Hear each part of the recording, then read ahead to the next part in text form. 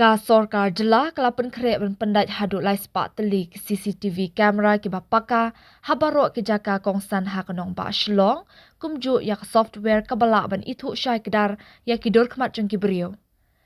Ya kanila pen pauda u menteri rangba ka jela u konrad ki sangma habakren syakila patai kubor ha kasing tok ding kata ha kapor ba kanong ba shlong kerasaki ke jingjah syak kawang petrol bom ha ki runar ki bamla ban itu.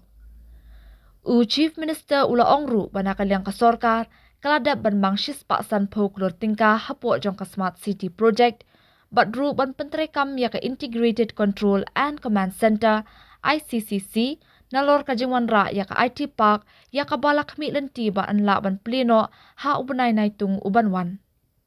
To know that under the Smart City, about 150 crores for Integrated Command and Control Center has already been sanctioned. The work is already on, and in different junctions you must be seeing high-level cameras being set up. Those are the works. In fact, some people were complaining to me that this IGP junction they have completely blocked the police point. It's been done because there's an installation going on there.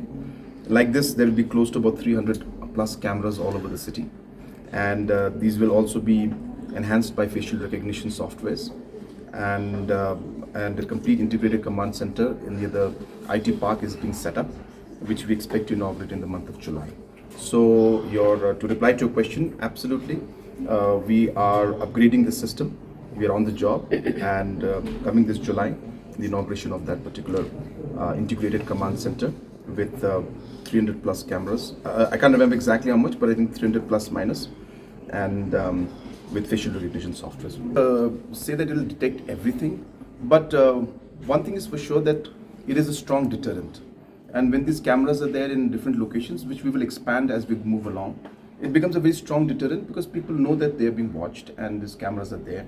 And we are sure that this will help in reducing these kind of incidents and other crimes in the future. And obviously it will help the state government and the police especially to gather evidence in different situations. But one cannot say that it will completely eliminate 100% because obviously we cannot have cameras in every corner because of obviously limitations. But we will start with these numbers and we'll keep expanding them in the future.